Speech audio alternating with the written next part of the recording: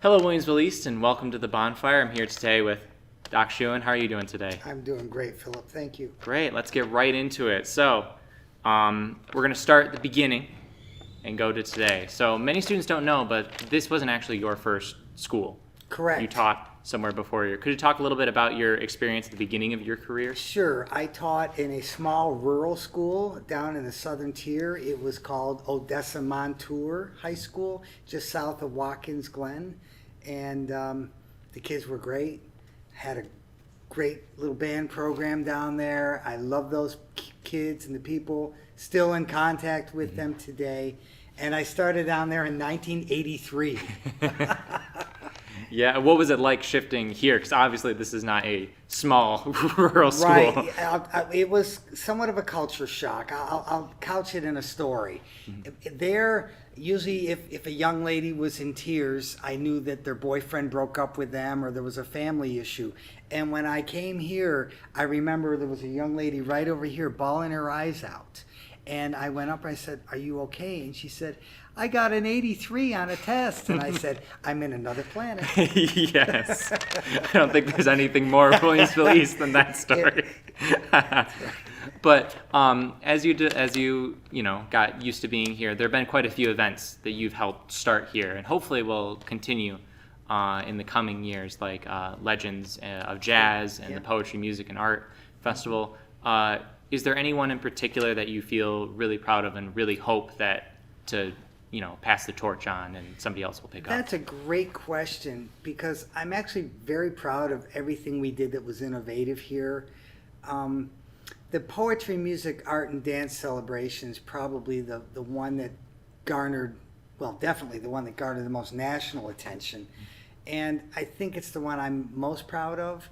Whether it can continue or not, that's questionable because it's going to take real commitment, although I think that the person who's replacing me is very capable of doing just that. I love the Legends concert. I started that with Mr. Moose. We co-started that, right. And it was very special, bringing in all those great jazz musicians to play with the students. They may look at something like an every other year, right? Because I think one of the things that actually pushed me out of the position was we created a monster. Yeah, it's hard to maintain and keep bringing in guests and keep getting people to come in every year. And it was just so much for me too, and the students. Right. You yes. lived it. Yep. We were always demanding, and we'd finish one thing, and we wouldn't get a day and off. then we jump right into jazz. Jump right into the next thing, and the next day, let's go, because we're behind on the next gig. Yep. And we could have maybe, if I'm looking back, done a little more reflective. Had a little more opportunity for reflection, right, and a little more relaxation. So maybe something should be every other year, but I'd like to see them keep going. No, of course. Very much. Yeah. As someone who writes poetry in the free time, obviously composes right. with you, I'd say poetry was definitely a highlight of being here, and I think it means so much, and I'm so glad that we have it here, and I do hope that it continues. Well, you're a great student composer, too. Thank you. Yeah. So now, obviously, let's talk about the Music Wing expansion, which is happening as we speak.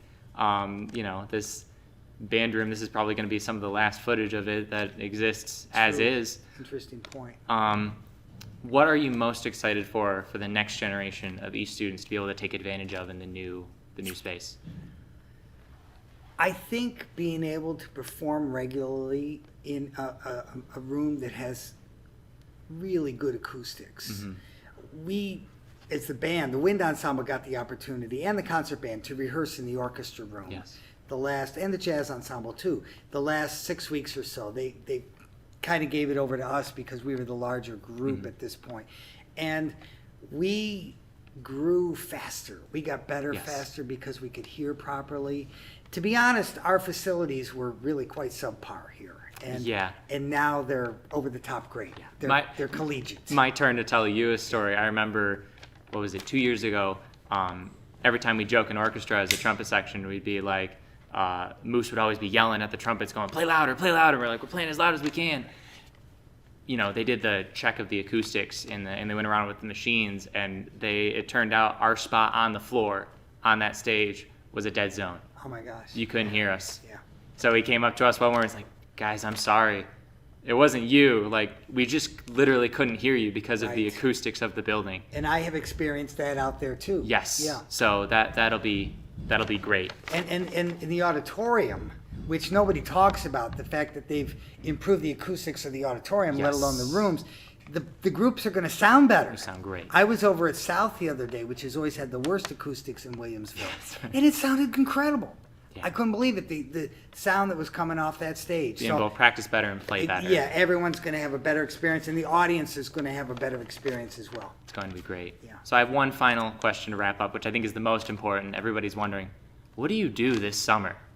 Like, what are you going to do with all that time not handing out the summer ear tube, not recording all that stuff, not picking out pieces? It's going to be different. It certainly is. One of the things I do every summer, well, several things. I always write music. That's one of the things that I hope to do a lot of, though. So I may actually not do a lot of writing this summer, and I may get going more in September and see that as like getting back to work. But I will write music. I garden. We have a barn at our house that we are totally restoring. It's like a second house. It's so cool. I'm actually going to have some of you kids out sometime to see it. Jerry Zhao he wants to see it. It's I gonna make imagine it he part wants to of go to his the brand. barn, yeah. He wants the barn. So, I mean, spending time with my family. My dad is a very healthy 90-year-old man, but when he gets sick, it's scary, and so I plan on taking care of him.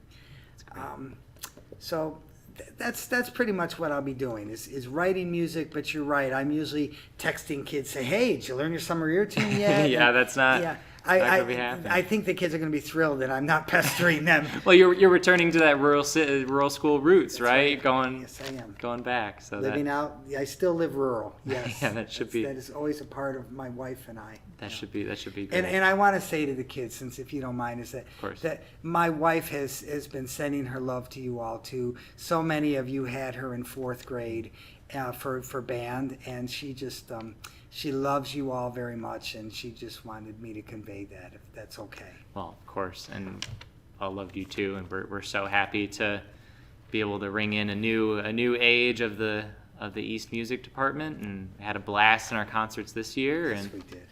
no, it should be a great time. Well, thank you for coming on, and have a restful and happy summer. Thank you, and good luck to you at Stanford. I know we are all going to be watching you, and you are going to do great things every day. So what's new?